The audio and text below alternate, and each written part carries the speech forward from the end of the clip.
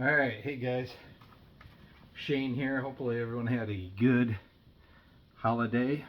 Hold on a second. And I'm just going to go through what I got for my holiday pickups. Lots of stuff here. This is probably bigger than last year's by far and away, so I'm going to go through this quick. The first things I'm going to show you are the things I got from just local record store, Jerk Dog Records.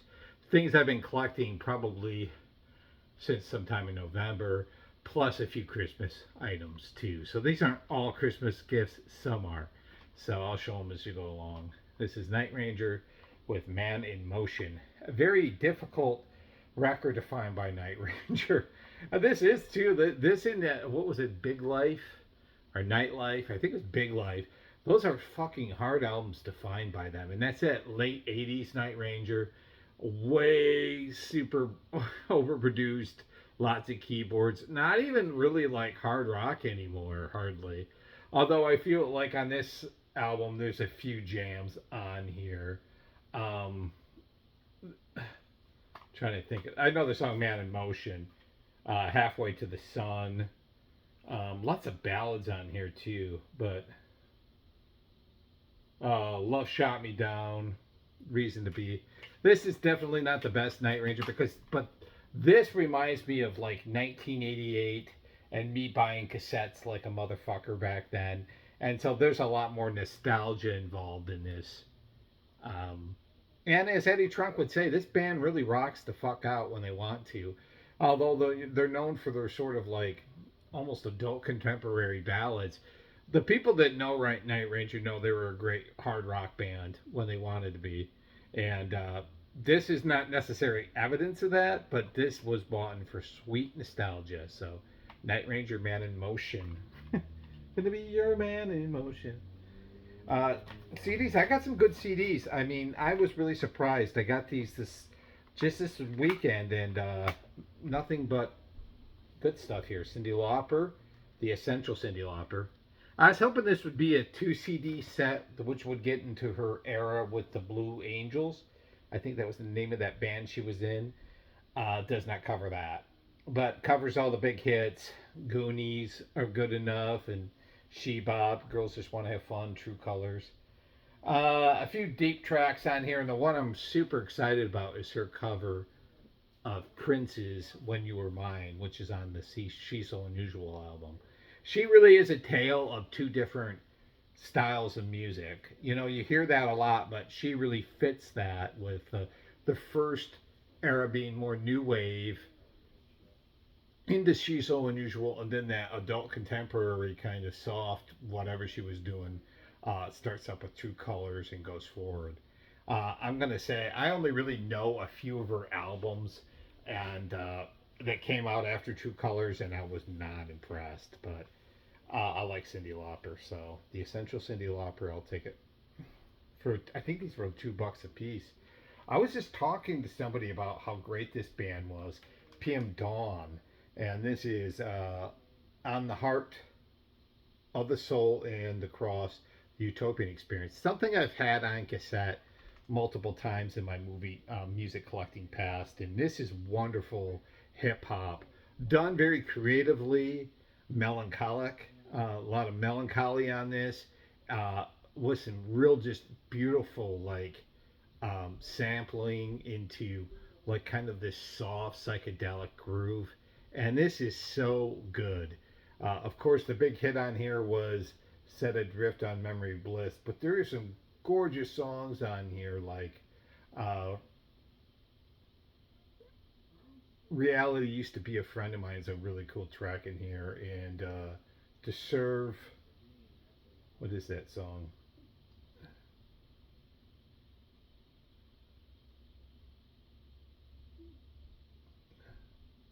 "Comatose," I think might be the other track I was thinking of. Wonderful stuff here, PM Dawn. Definitely super excited to have this in the collection. I've had this on cassette multiple times, and I'm a fan of '90s hip hop rap stuff. So yeah, I remember when that came out. Some good old fashioned D beat hardcore here with a band called Caustic Christ. I forget where these guys are from. I'm not gonna take a guess anymore. My guess would have been either Cleveland, um, which I think is probably wrong. So if anybody knows where Caustic Christ is, this is on the Havoc label, which is a great label out of Minnesota doing hardcore D beat crust. And this band is a bit of D beat and some crust and some great fucking menacing hardcore. Good stuff here. And the name of the album is Lycanthropy by Caustic Christ. Yeah, I mean, different. I see a hardcore CD like this, I'm going to snag it for the price. Um, pigs, pigs, pigs, pigs, pigs, pigs, pigs, pigs, pigs. That is 7 times for pigs. I'm not going to say it again. I'll just call it pigs plus 7. But the band is pigs, pigs, pigs, pigs. You know what I'm talking about. Just say pigs 7 times, and that's the name of the band. And this is Viscerals. This is an interesting group. I had this on vinyl. I think I sold it. English band merging 2 different styles, the wildly psychedelic and kinetic weirdness of Hawkwind and those big throbbing doom riffs of Black Sabbath. And someplace in between, you have a mathy weirdness too, and you have this band Pigs times Pigs plus 7 is what I'll just call it. That or Pigs plus 6, maybe that one might be the most opportune word. Really interesting, and of course the visual, the visual on this is stunning. You can see an eyeball there. I mean, that to me says lunch, please. On this CD, pigs, pigs, pigs, pigs, pigs. Yeah. Clandestine by Entombed. This is a wonderful, wonderful album going back to 1991. I find this to be like super heavy, super like super well done, especially with the guitar tone. I think this is the follow up to Left Hand Path. So everything sounds good on this album as in Left Hand Path. And this is still in that straight death metal vein before they kind of go in a weird territory on the wonderful, wonderful Wolverine Blues, which I'm going to end up buying. But this is some great death metal from the early 90s. Often a forgotten about record by death metal enthusiasts from the early 90s is Clandestine. But this is a great record. I'm so happy to get this on the Earache label. And there's the band right there. So, Entombed. And last but not least, this one I got some stuff in trade, and I'll show you what I got in trade towards the end. But this one was sitting there for $8. I had $33 that I had spent, so I said I'll make it an even 40, and I got this for $7.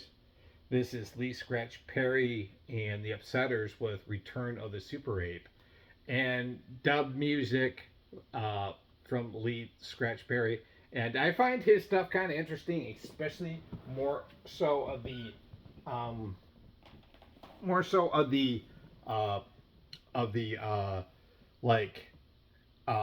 electronic stuff he did, stuff where there's a lot of keyboards that I had heard that I really liked. I don't know if that's this.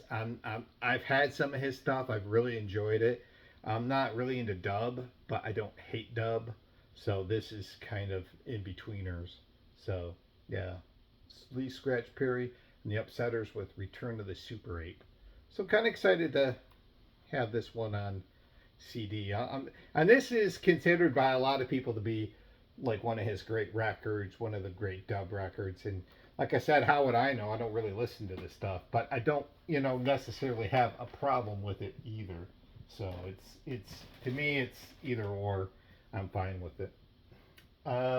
Albums, I'm going to go through these really quickly. I'm going to go from the $3 to a $50 album. Now, the $50 album I got in trade, but whatever. I wanted to get myself something really nice for Christmas, but I ran out of money, so I did trade some albums in, and yeah. So, Roseanne Cash. This is Rhythm and Romance. So this is a fine record by Roseanne Cash. Kind of going down that rabbit hole, a little bit of pop and rock, and she was kind of rebellious in the same way that Emmylou Harris was, where she wasn't going to have a definable sound, and it was going to be authentic to what she was going through. You know, Emmylou Harris to me is kind of like country's version of Joni Mitchell, where she just Emmylou Harris did whatever the hell she wanted to do, and Roseanne Cash did, I think, to a certain extent, do that. There was a song in here called, what's it called? Never Gonna Hurt. Is it, or is it Never Be You? Yeah, Never Gonna Hurt. She's got 3 songs on here with Never, and that's kind of more rocking on here. So I've liked her since I was a kid. Do I know her whole discography? No, I do not. But this record, in particular, Rhythm and Romance, is actually pretty damn good. 1985 release on, was it CBS Records? CBS Records. So I'm not going to pull it out. If I have time, I'll pull out some of the more expensive records towards the end. The Jackson Southern Airs. I love gospel. This is Hear Our Prayers, O Lord. Long-standing Mississippi group, gospel act that sings straight up gospel, no gospel soul, no gospel adding blues elements, just straight up gospel, but done very well. And I mean, obviously, one thing with gospel is it can be very predictable. There's some gospel groups that sound a little bit more, I don't know, like they can, like Dixie Hummingbirds, or the way they vocalize, or Five Blind Boys of Alabama. They sound different than the normal gospel thing, even though they're gospel. And the Jackson Southern Airs just remind me of a real solid Southern gospel group. And you know, Mississippi must have been proud of these boys because they were been around for a long, long time. This is a 1986 release. So Jackson Southern Airs, Hear Our Prayers, Oh Lord. I love me some gospel. I buy this shit because it's always cheap. Ike Tina Turner, Get Back. So this was a compilation album thrown together and released in 1985, I believe, off the wild success of Private Dancer and her big hits, What's Love Got to Do with It. And this has got some of that 70s Ike and Tina, where they're actually rocking the fuck out. They do a really good cover of Let's Spend the Night Together. They do Get Back by the Beatles. Of course, this has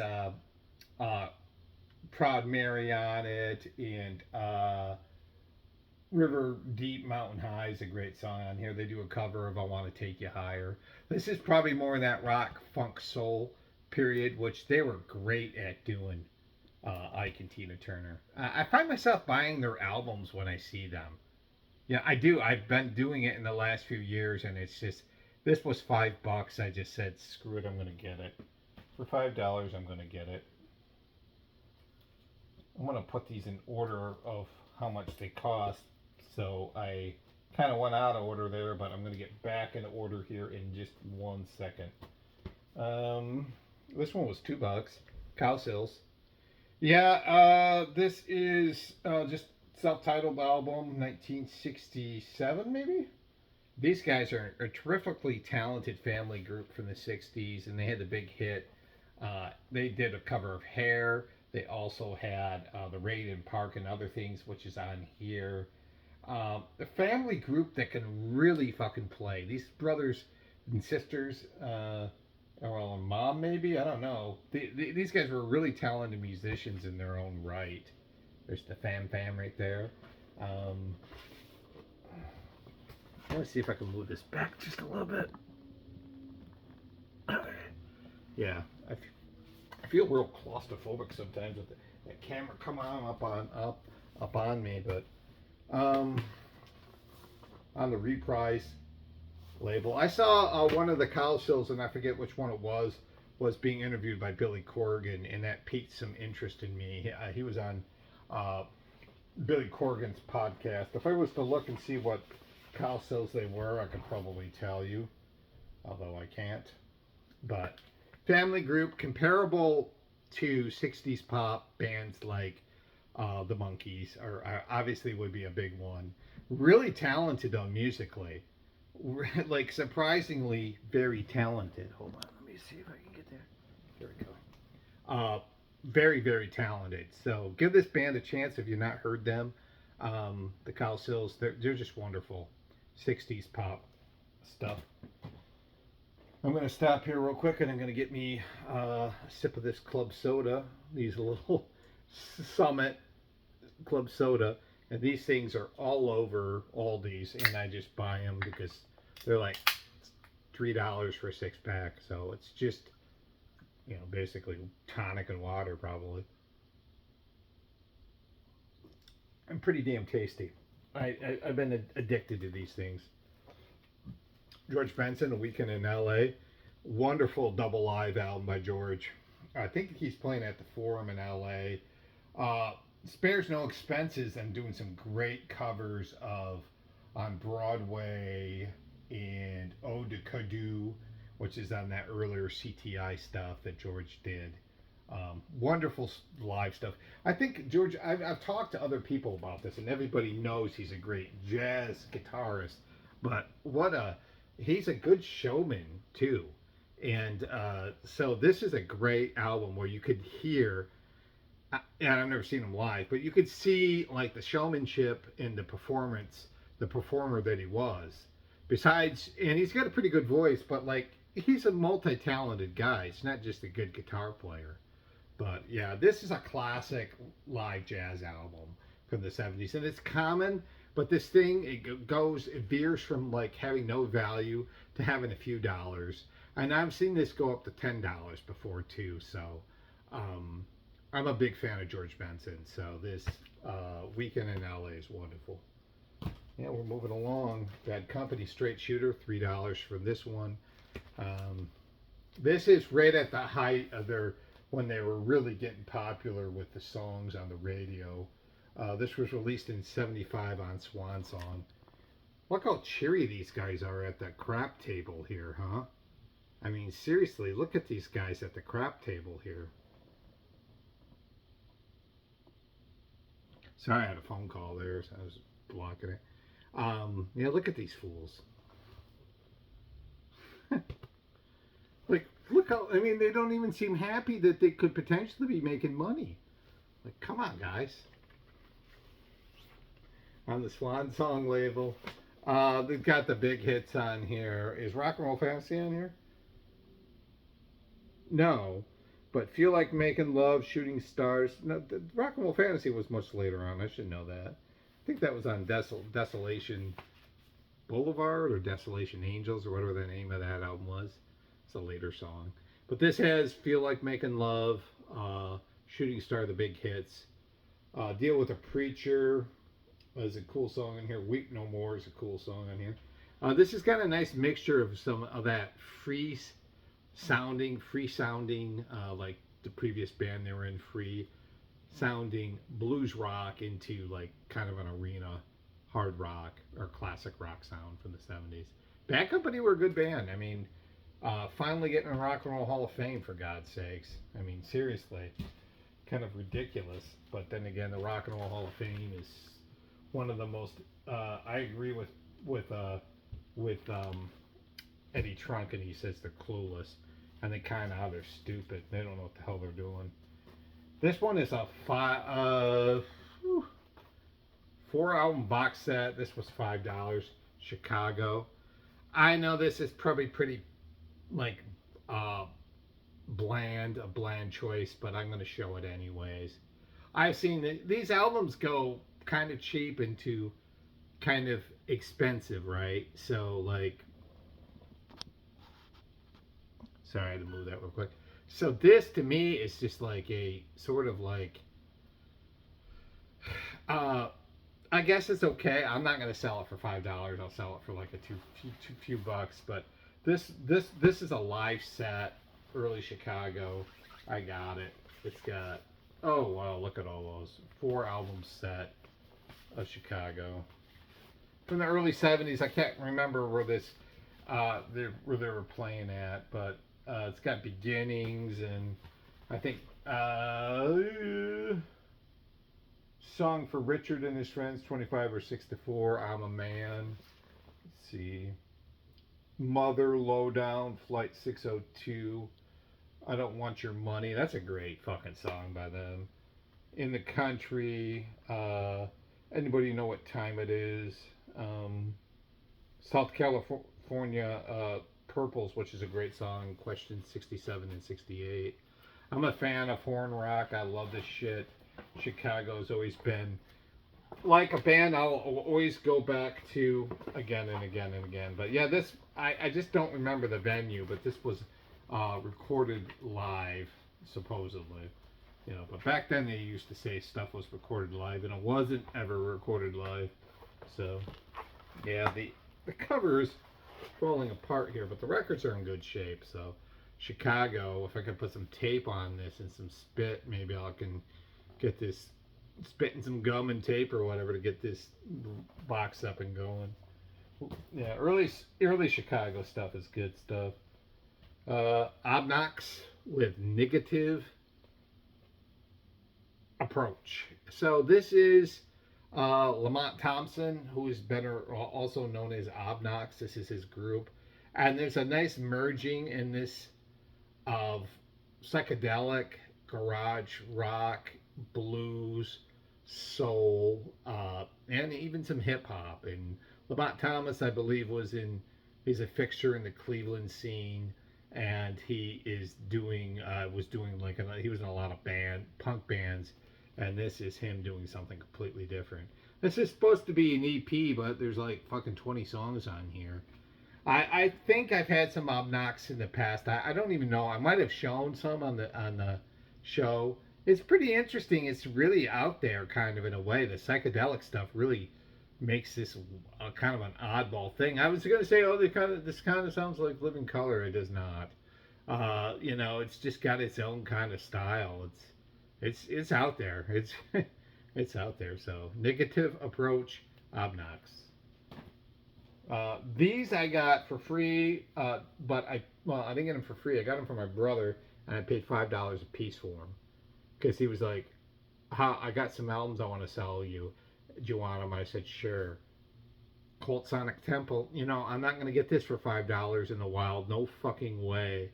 This is the follow-up to Electric, and this really is... Sonic Temple is really the truth, because this really is like a fucking arena rock record in every possible fucking way. Bigger sounds, bigger guitars, has that arena feel to it. I always love this album. This has Firewoman on it, Edie, Child Baby, American Horse is a great song on here, Sun King, Sweet Soul Sister was another hit. Digestible arena rock for the Cult, but it's still cool to me. I love the Cult, so I didn't. You know, there's a lot of people like you know, they're like, you know, like what's that, Rain or whatever that album is, and they won't go past that, and you know, and I love that era. The earlier stuff they did was wonderful too, but I kind of like everything the Cult did. So Sonic Temple, love this band, and Roy Woods, Starting Up. I'm a huge Roy Wood nut, so this I paid $5 for too. 1986 release. Yeah, my brother was pretty hard up for money. This is actually kind of a hard record to find by Roy Wood. Former member of ELO, former member of The Move, former member of Wizard. This is an import, and kind of oddball sounding 80s inspired sort of Baroque. Well, his style's kind of Baroque classical into glam rock and roll pop music. I mean, his stuff is kind of almost avant-garde art rock-ish, pop-ish, ish. This, I think there's a lot of keyboards on this one. I got to be honest, I've not heard this, and I'm a huge Roy Wood fan. So, yeah, my brother asked if I wanted this for $5. I said, yes, please. So, Roy Wood, Starting Up. 1986 release off the Legacy label. So, I'm really happy to have this. I mean, I literally buy anything I find by Roy Wood. I got into him by a doctor friend, and I've been on that bandwagon ever since. So, all right. just a few albums left from here, and we're gonna get into the. God, I'm fucking flying through this. This one was $18. I got this a while ago, and I was happy to get this because I wasn't expecting this to be so cheap. So when I saw it for the price, I took it. 18 bucks got me excited as Heavy Metal Maniac. Now, I used to have a real old beat up copy, which I got for like $8 at a record show. And I kept it forever because I love this album. I love this band. They're wonderful. Thrash with a real thrash metal with a real speed. I guess they're speed metal, I should say, with thrash tendencies. Really heavy shit for back in the day. Real fast, aggressive tempos in the songs, and Canada should be proud of this band. Them and Razor are like two of my favorite Canadian metal bands. Obviously Rush, but they're not really metal.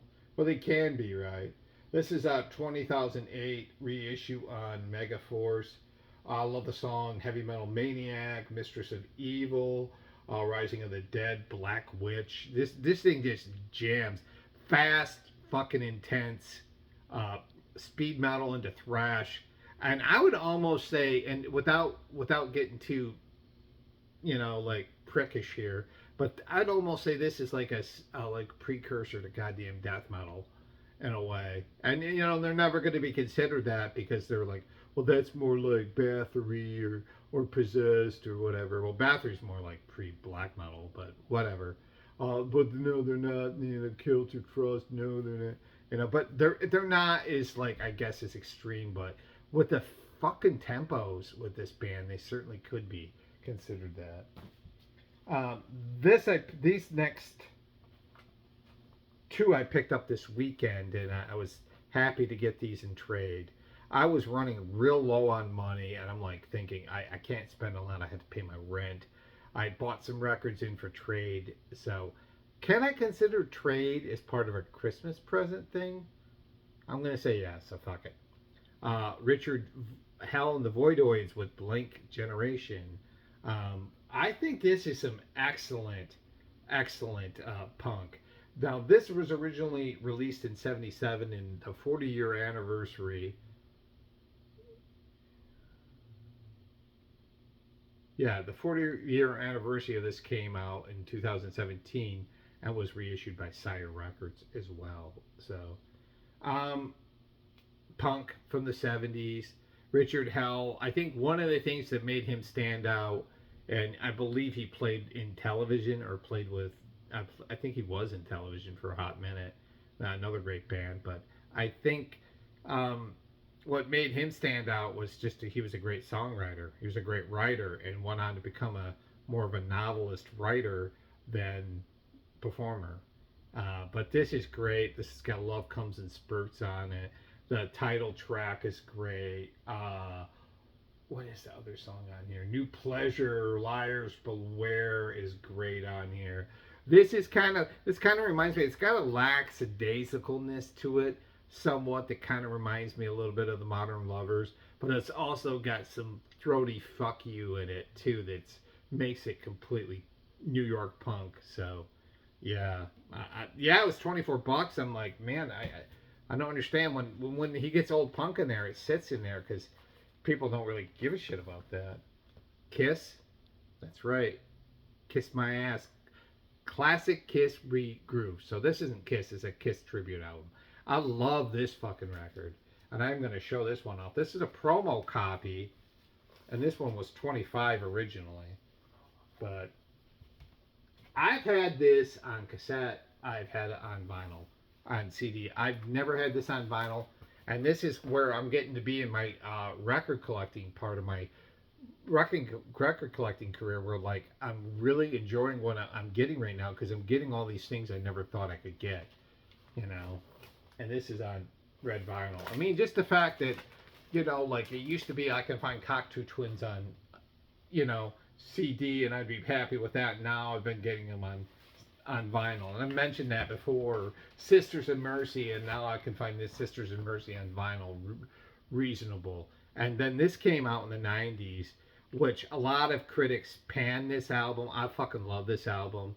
It's got like a bunch of artists that shouldn't be doing Kiss songs, like Toad the Wet Sprocket doing Rock and Roll All Night, and Extreme, that makes more sense, a little heavier, doing Strutter. Dinosaur Jr. going Blind, the Lemonheads, Plasticasta, Gin Blossoms. Yeah, the Gin Blossoms doing Christine 16. Anthrax is on here, She. Lenny Kravitz Deuce, Shandy's Addiction, which is I think there's a special one-time off band that has members of Tool, and Rage Against the Machine in it. So like this album is really cool. And then the end song, Mighty Mighty Boss Tones are on here. I can't say it's without saying, but fucking Garth Brooks' fucking version of Hard Luck Woman is actually pretty good. And I'm not a Garth Brooks fan at all, but I gotta admit it's pretty good. And Toad the Wet Sprocket doing Rock and Roll All Night, If you were alive in the 90s and you remember this came out, the critics hated it. Yeah, I will say that the covers take time to listen to, but as an album, album certainly works cohesively. It works. So classic Kiss regroove. This is good stuff. This one I did buy, Deicide Legion. I've been buying some Deicide because I've been finding their albums like really cheap. So like in the last few years, if I buy one, I'll buy more, especially if they're available. And this is the second Deicide album. One of the finest hours they did. I love the debut album. This has a real crisp production to it. It sounds really good. It's got some great songs like Behead the Prophet, Repent to Die. What's that? Dead But Dreaming. This has got some good tasty death metal on it from the early 90s. I love Deicide. I just love the fact that Glenn Benton's like, I'm a Satanist, I hate God, fuck you. Like no skimping away from that shit at all. I love me some Deicide.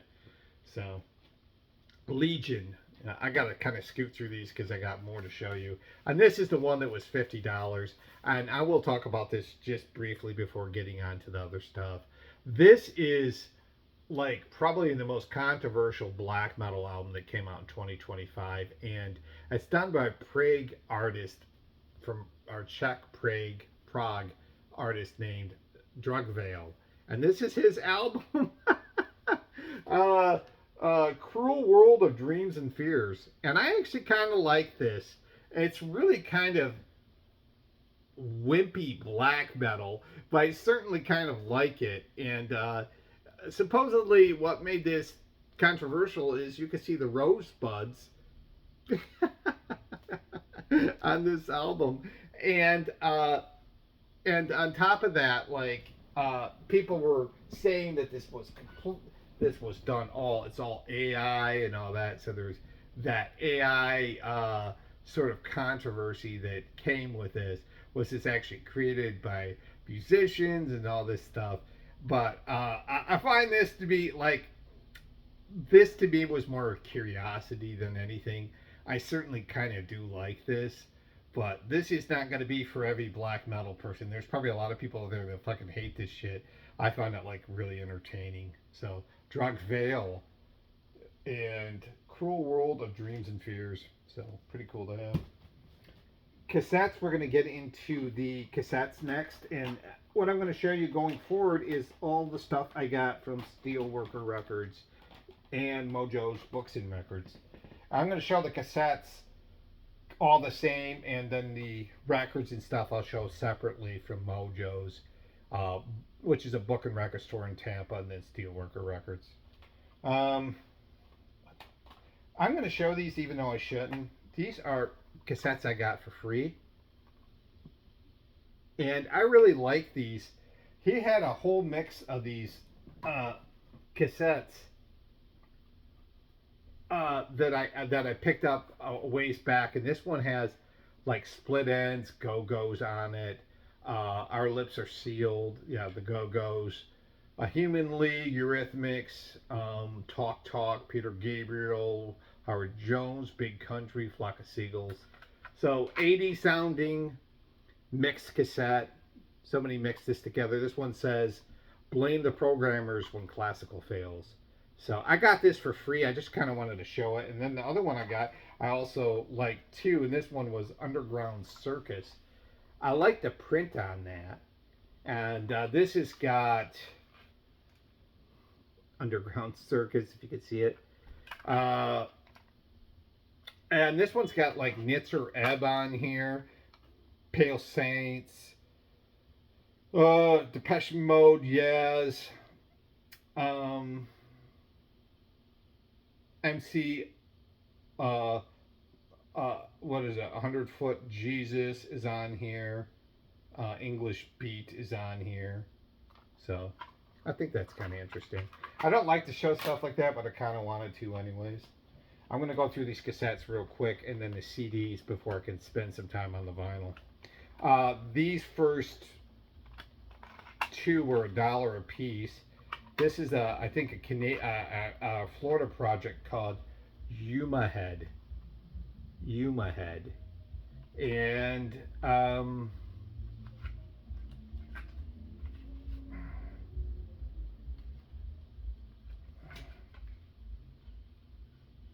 this is Stay at Home Son, released in 2016.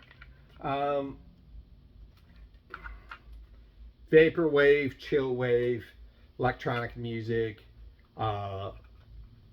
It's good, you know, for $1. I'll take a chance on it. So Yuma Head. You can see it right there. That's the name of the artist. With Stay at Home Son. It's pretty good. I gotta go through these fast. This is some fun death metal right here. Death into black metal right here. This is Casket Dancer with Last Dance. I thought of this as probably as a 3-song EP I got for $1. I'm not gonna go wrong with that. Casket Dancer. What a stupid name for a group. Sorry guys. In you know, I was like, oh, Casket Dancer. And that's Last Dance is the name of this 3-song EP. So looking forward to hearing it. I like these kind of like smaller song cassettes because they're easy to go through. So yeah. Eddie and the Cruisers. This one was 99 cents, the soundtrack. And once again, some tasty 80s soundtracks. You've seen the channel. You know which way I'll go with these. I love these. This has got... obviously, John Cafferty and the Beaver Brown Band do all the songs. Well, obviously, if you didn't know it. And obviously, I say it again, obviously. And with John Cafferty is a real, like, similarities. A lot of similarities were grown between him and Bruce Springsteen. I love this. It's got the 2 big hits on here. Well, one huge hit on the Dark Side. And the follow-up, Tender Years, which is a nice ballad. It's definitely 50s roots rock and 50s, 60s roots rock sounding a little bit. Bar room, like bar rock in a little bit.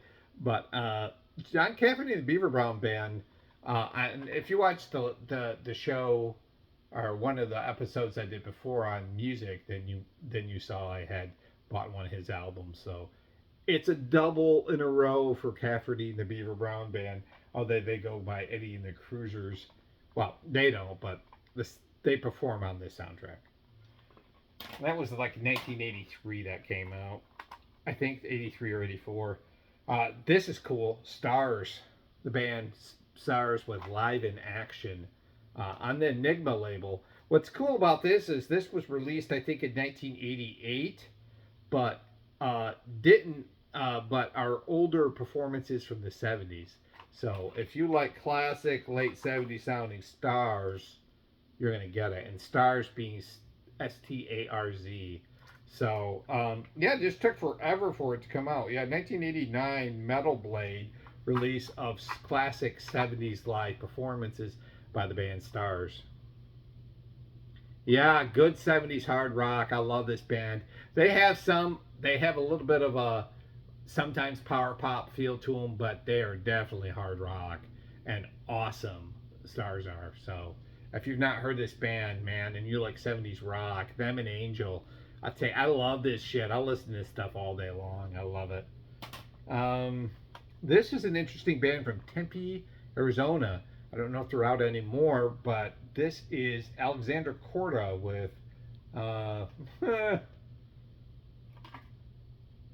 Vous Azes Encore des Secrets I Dire. Well, I'm not saying that again. I'll just say Vous avec Encore. We'll call it that. Yeah, that's a picture of a cat on there. A pissed off cat. Um, Melodic, a bit melodic, but also kind of almost on the vein of being experimental at points in times. Uh, Hardcore or just punk music, indie punk music.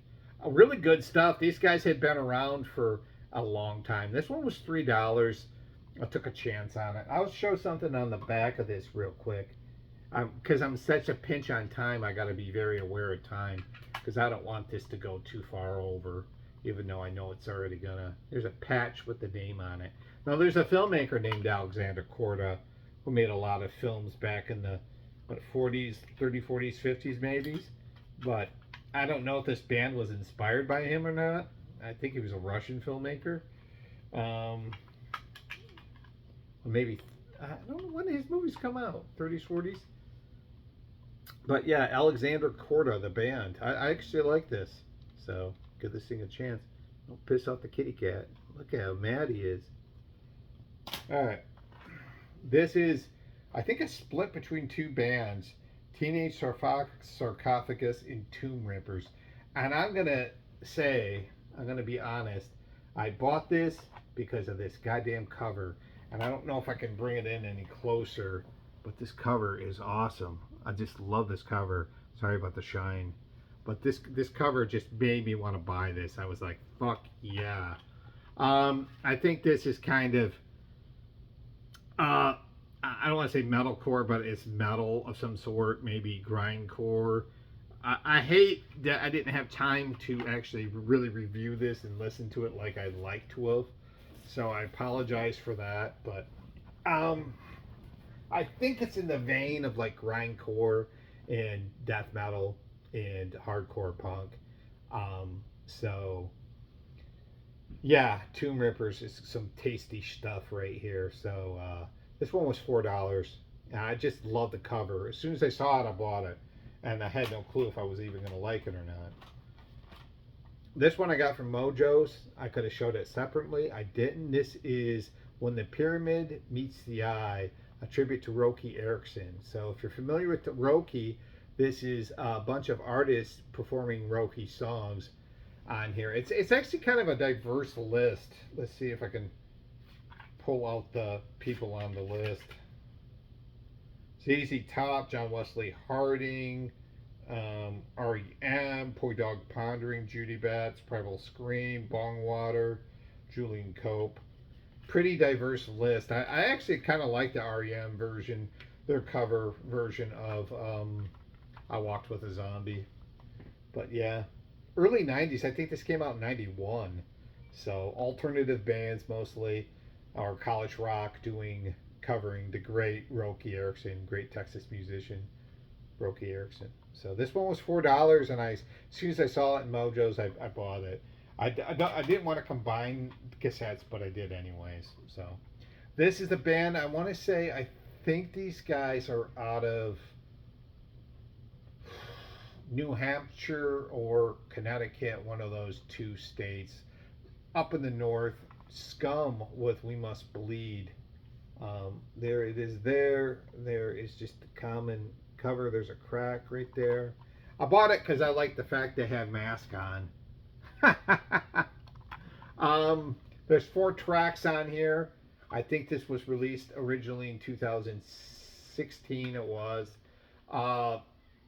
And of course you probably could tell that is going to be experimental, and it is power electronics, really harsh, pulverizing almost to the brain, harsh industrial music is Scum, and I actually enjoyed this.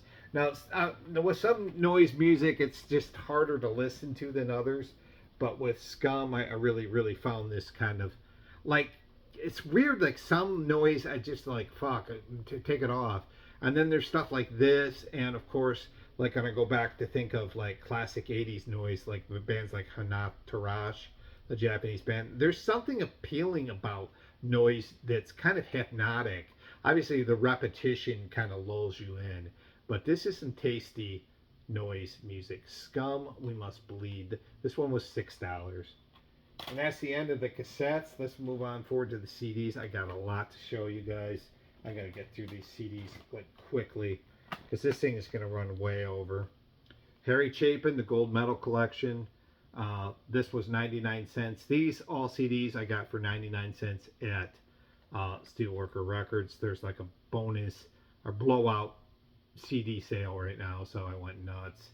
1988 Electro release, classic era of Harry Chapin, one of the finer singer-songwriters out there at that time in the 70s and the 80s, early 80s anyways.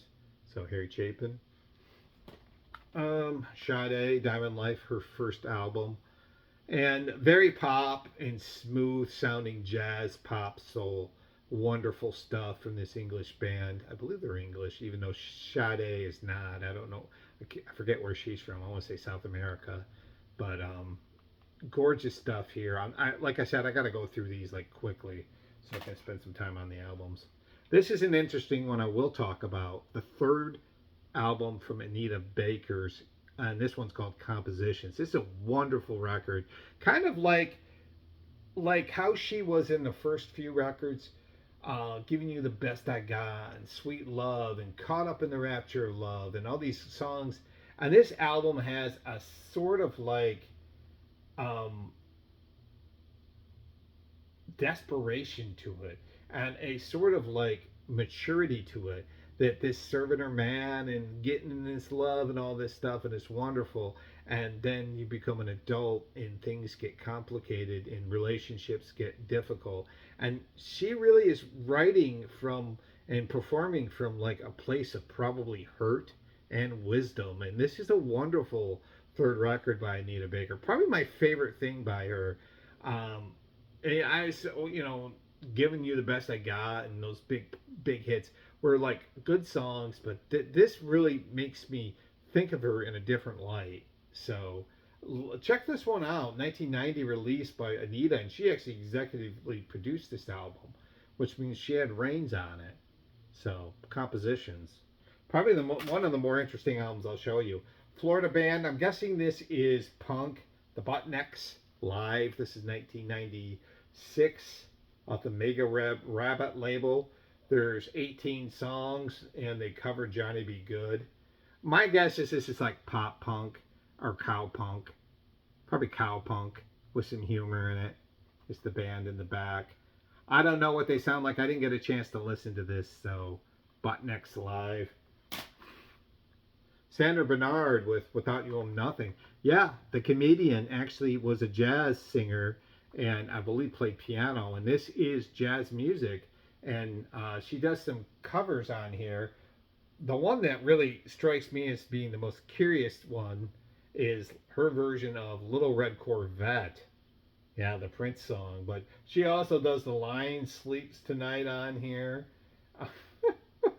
Time of the Season, White Christmas. I'm just more curious than anything with this, with Sandra Bernard. So, My Dada's Friend. Crying Game soundtrack. So, this is performed by, this is original motion picture soundtrack. This movie, when it came out, was really ballsy because it had like this big trans reveal in it or something like that. Back in the 1990s, I was like, oh no, but I don't really remember the movie all that well. But yeah, and this is the score to it. I think this is mostly the score, and then it's got some songs on here. And the big hit on here was The Crying Game. Or this might be original artist, and this isn't the score. You see. It's a little both, like Lyle Lovett's on here, Dave Barry's on here, the Blue Jays, Pet Shop Boys. And I think I want to say the Pet Shop Boys actually produced this album or performed music on this album. So the Pet Shop Boys had their hands in this album. Love Soundtracks, Crying Game. That one was a no-brainer. Dream Glop by David Fugelwitz. Dream Glop. What the fuck? Electronic music, futuristic sounding, very spacey sounding. I guess he's been doing like electronic music since the 70s. And this is a self-produced album. It looks like a boot of some sort by David Fugelwitz. And that's Fuglewis or WICZ. So, David Fugelwitz, Dream Glop. Lucy by Candlebox. Once again, this is $1. Once again, I'm in the business of selling this. I think this is their second album. The attack on this was there wasn't the hooks, the big songs on this that were like on the first album that had It's For You and God, what's that other song? Left You Behind. Baby, didn't mean to treat you all so bad. I thought Candlebox sucked when they came out. Thought they were really derivative and really bland. And I don't have an opinion of them. I just know this was their second album now. Now I hear them on the radio. I'm like, yeah. Tone Loc, Loked After Dark. This is a 1989 release off of, shit. This is Delicious Vinyl. I don't know. I thought this was on, this is Delicious Vinyl. Is this a subsidiary of Island Records? Yes, Island Records.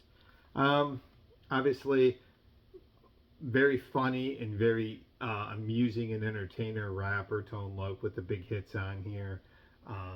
Wild Thing and The Funky Cold Medina. I had to get this just because I couldn't just let this sit there.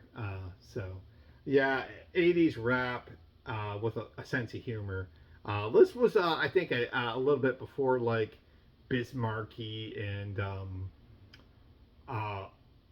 Sir Mix-a-Lot, and really fucking goofy. So Tone Loc is not taking themselves serious. And if you like cheesy rap, I mean, you think of the songs like Wild Thing and the other Funky Cold Medina, it's like classic stuff. Rain People, a self-titled album. Jangly as fuck, dreamy pop, mostly in the dreamy side of things. College rock, dream pop. And that's their debut album from 1989. I shouldn't say debut album, but it's their album from 1989. I think it is their debut album. I think it is. So, Rain People. I remember this girl I knew back in Michigan was a huge fan of like dream pop, and she had talked about Rain People before. If you like Guitar Gods, why not Eric Johnson? And this is Via Mausoleum. What the hell? I hate the name of these. Alvita Musicon, guitar player who's really known for one guitar work more so than anything else. Not that he didn't have other songs or anything, but he's known for Cliffs of Dover, and that's on here. And that's like kind of his best known song. And any guitarist like in the vein of like Joe Satriani and Steve Vai and those guys, like and I think that song's probably even more popular than anything they ever did. Joey Bonamassa and that stuff. Yeah, guitar rock from the early 80s, late 80s, early 90s. So, and look at the back of him. He looks like fucking Lamal from Kajagoogoo. Look at that shit. What's going on here? Never ending story? Anyone? Yeah, I'm going through these fast. This one was a steal for $1. The Soft Boys with the Can of Bees. 1979 release on Ryko label. And this is fucking wonderful. This has some really tasty psychedelic sort of fueled punk music, or whatever you want to call it. Post-punk punk music. And this was led by Mr. Robin Hitchcock before he formed Robin Hitchcock and the Egyptians. And I've always wanted to listen to Soft Boys. I've never heard them before. I've known the name, and when I saw this was 99 cents, and I was like, and it's 70s punk, I'm fucking on board with this. So yeah, can of bees. Uh, Scream Hello with Everything Is Always Still Happening. So indie rock. I think I was hoping that this would be better than what it was. It's indie rock, and I don't even know how you would describe this.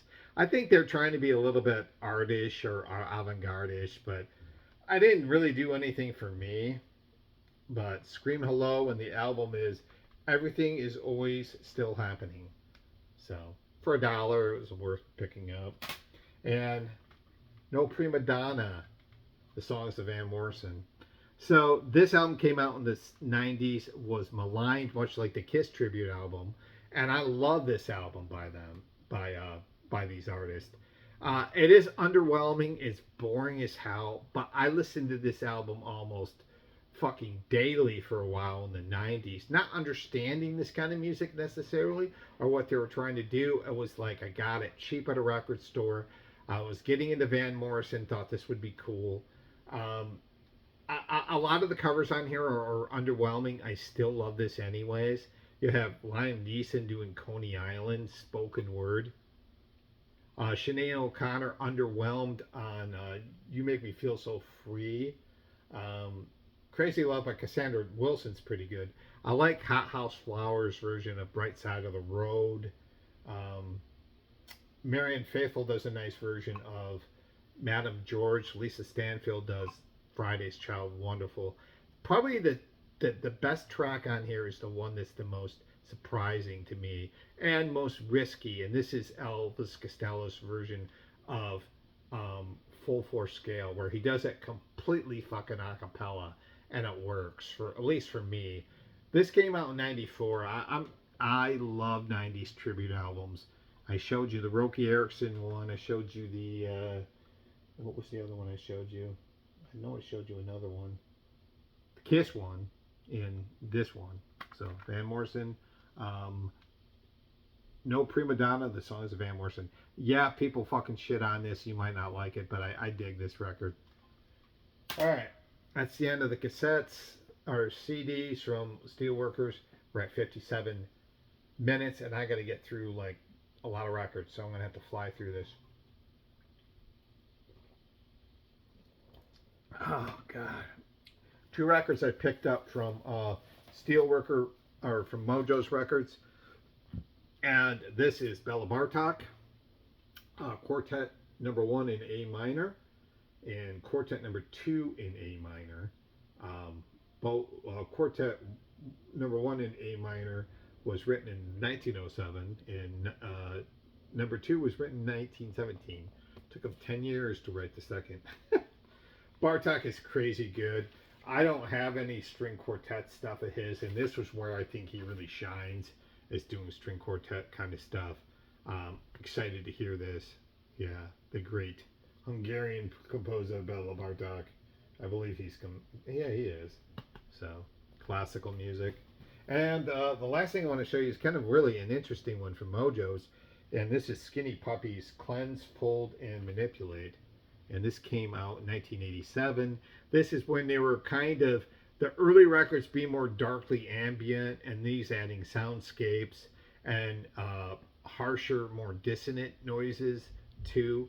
And this is getting to be in that real great period where they do Mind the Perpetual Intercourse. I think they came out the year before this, Vivisect, that record. Yeah, they have all these Skinny Puppy records at Mojo's, and this one was $26. And so I will be showing more Skinny Puppy records in the future because of this. So this is wonderful. So Skinny Puppy and Cleanse, Fold, and Manipulate, 1987 release. So yeah, if they're got them there, I'll do it. All right, let's get through these real quick. And these are the records I got from Steelworkers. Wagner, the great German composer Wagner, and this is the Wagner album. Eugene Ormandy conducting and played out by the Philadelphia Orchestra. Wagner is a great composer, very powerful composer, and this has got probably Tannhauser, Ride of the Valkyries, um, Tristan and Isolde, the Prelude to Love and Death. Very powerful and compact classical music. So, yeah, I'm a fan of Wagner. The Kingston Trio at large, love this band. This is kind of like where they start actually sounding a little bit more like fully accompanied. Like the music sounds on this like instead of just that bluegrass picking, it seems like they're actually playing more than that traditional folk stuff. Like it has a more fully realized sound on it, I think. And this has got like All My Sorrows on it. I Bawled is a terrific song on here. Remember the Alamo. Uh, the Kingston Trio, one of the finest folk groups of the 60s, 50s, and 60s. This group is fantastic. Album 1700. This is fucking Peter, Paul, and Mary. And this is an album where they were mixing pop and rock elements and not doing so well doing it, but because of the success of the song, um, uh, Leaving on a Jet Plane, a number one, this album sold real well for them. Maybe their biggest selling album. But they also do I Dig Rock and Roll Music, which you're like, what the hell? I love Peter, Paul, and Mary. I'm a big fan of folk music from the 60s and 50s, so this group's right up my alley. The Nice, this is a compilation album, Autumn to Spring. Um, Classical, tinged, influenced progressive rock, led by Mr. Keith Emerson. Anytime I see the Nice stuff, I usually pick it up because it's normally pretty cheap, and it's progressive rock. And this is a compilation of earlier works that they did. Uh, all this stuff was recorded between 67 and 68, released in 73 on the Buddha label. So prime era Nice stuff is good stuff. And it's, you know, you think there a carryover into Emerson, Lake and Palmer. You're damn right there was.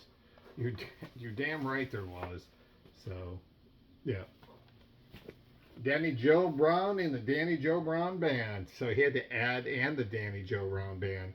So Danny Joe Brown leaves Molly Hatchet, releases this album, maybe two albums, I'm not sure, I think, and then rejoins Molly Hatchet. Smart move for him. His albums did not sell well. Still in the same vein as Southern rock. This has got a lot more boogie, I think, than the stuff he did with Molly Hatchet. It's fun. It's one of those albums I got because I know I could sell it, you know. And these were all $1. Vanilla Ice, I Love You. The 12-inch single, and the third song released off the album To the Extreme, a ballad that sucks. This is the 12-inch single that's got a bunch of different remixes on it. But yeah, the third single released after Play That Funky Music and, of course, Ice Ice Baby. He truly was a one-hit wonder in every aspect, but this is like as bad as like Milli Vanilli's ballads, Girl, I'm Gonna Miss You. Cringy here, and that's why I got it. Alright, we're into the $3 albums now, and I have two of those. Actually, I'll be done with this fairly quickly, so I can just roll through quickly. This is Peter Schilling's second album, and this is a 1985 album off of the WIA and a promo copy. The name of the album is Things to Come. German pop, synth pop guy, had the big hit Major Tom off an earlier album, which I have. I'm so intrigued by this guy's voice. He's such a got a depth to it. I'm hoping this will be some good, tasty synth pop new wave. I do not know, so I'll find out. Things to Come. Peter Schilling. Lamppost with a Doit cartoon. I think I've had this before, and this is I want to say a local artist from Tampa, maybe. James Peter Carroll also goes by Lamppost, and this is kind of all over the place. Some of it's kind of a noisy, some of it folky, singer-songwriter, some of it rock. Kind of like Hamill on Trial ish. It's $3 sealed. I had to get it. These two next three I got were all $3 records, so I'm going to blow through these. Bruce Cockburn's Humans, 1980 release, and right off the success of I can't remember the name of the album, but he had a single on it called "Wondering Where the Lions Are," and that single uh, gave him some mainstream radio recognition. And then he, I think, followed up with this album, which is his most diverse and probably expressive record. There's even sounds like reggae sounds on this, and he's a Canadian singer-songwriter, and he pulls off a stunning piece of work on this with Humans. Yes, so Humans. Bruce Cockburn, Ray Stevens. Whoosh! Don't look, Ethel. This is when the streak phenomenon was popular in the 70s, and he had the number one song, The Streak, goofball, pop rocker, country sometimes, Ray Stevens. And The Streak is on here along with Bridget the Midget. Novelty pop rock, country. I'd say more pop than anything, but Ray Stevens will surprise you because some of his stuff is actually quite good. And this is off the Barnaby label. This one was $4. I'm a big fucking fan of Ray Stevens. He's so stupid. A double album here, and this one excites me because this is pre Jefferson Airplane, which I'm a huge fan of. This is Grace Slick and this Great Society with their recordings of like White Rabbit and Somebody to Love. And before she joined Jefferson Airplane, she was in the Great Society. And this is very psychedelic sounding rock music from the 60s. So, I mean, as soon as I saw this, I was going to be like, I'm going to get this. And I've seen this in the VC before, and other people could talk about it in depth. I'm not going to. So, yeah. Grace Slick and the Great Society. Oh, this is some great noise stuff from the Outer Bounds of Sound LP series. This is a band called Ultra Bunny. And this one was $6. I was super tickled to get this one. And I say tickled because this band has a love for like 90s rock bands, like, and I think this came out in the 2000s. Someplace in the 2000s. But this band has a Jesus Lizard sort of almost into amphetamine reptile kind of obsession. And this is great noise rock from the 2000s. Great stuff by the band Ultra Bunny. The name of the album, though, let me make sure I have this right.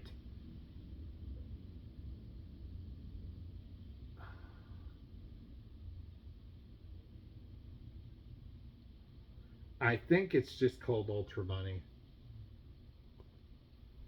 I think it's just called Ultra Bunny. So, all right. 3 records left. And these were the kind of more high-end records, even though they weren't that high-end. This is Graveland. These Polish morons with the Circle. What is the name of this album? This is going to drive me up the fucking wall.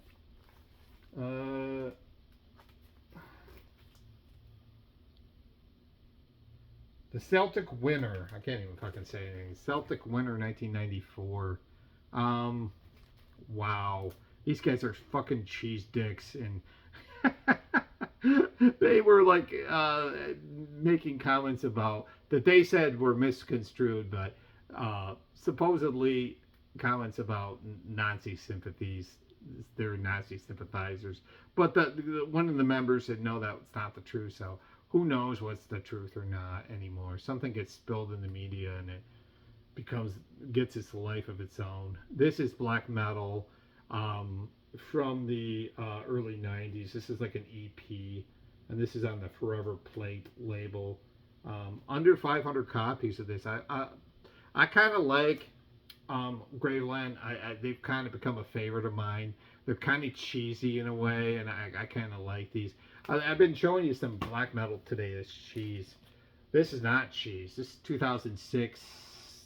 I think 2006 is that was reissued in 2025 on Old Cemetery.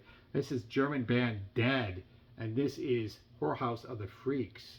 I suppose I should show much more than that. This is wonderful, like sort of. If I pull it back, you can't really see anything, but there's boobies there. Um, this is wonderful, like brutal death metal with some grind elements in it. Band from Germany that I said, man, this is so good. I just saw the album's called Whorehouse of the fucking Freaks. Whorehouse of the Freaks. Okay, I'll buy it. And this one was $22. And last but not least, this is part of that Origins of Memphis rap, and this is wonderful too. Carmike coming at your ass. So, this stuff is real lo-fi sounding, experimental, in a way where it's like, kind of like, because it's so lo-fi, there's just some experimentalism to it. But Carmike this is really kind of bizarre sounding. It's very unique, very lo-fi. It says here, slithering nightmare raps recorded between carjackings and robberies. The only album by Carmike released in 1994. And I heard this, and this is as good as advertised. This is wonderful. There's like 8 songs on here, so it's not like a full-length album. And this was $28, and I decided to get it. So if you like your oddball rap with the lo-fi, get this. There was a Record Store Day release this year that was called the Jennison Family, and that had some of that Memphis rap, and this is Memphis rap. There was real lo-fi, really almost horribly recorded rap music from the early 90s. And fuck yeah, man, I'm on board with this shit. So give this shit a spin if you haven't heard it. Carmike coming at your ass. As soon as I saw it, I'm like, yeah. Let's see, do I have... I don't know if I do or not. Yeah, I do. And I've shown this before, but I'll show it again real quick. The original one that I picked up was the Jennison Family, and this was a Record Store Day release, and this had a bunch of different artists on this. Origins of Memphis rap, Skinny Pimp, Carmike's on this, MC Money, and Gangsta Gold. So I picked this up for Record Store Day earlier this year, and so this is very similar. These two look like they're in the same vein, except for this is a Record Store Day release and this one wasn't. As soon as I saw it, I bought it. I was like, I will keep buying this kind of shit all day long. Whew. I fucking ran through that fast because I had so much to do. I'm done. I'm going to get off here in just a second. This is an hour, 13 minutes. I know it's a long time for you guys to pay attention. It's a long time for me to do this.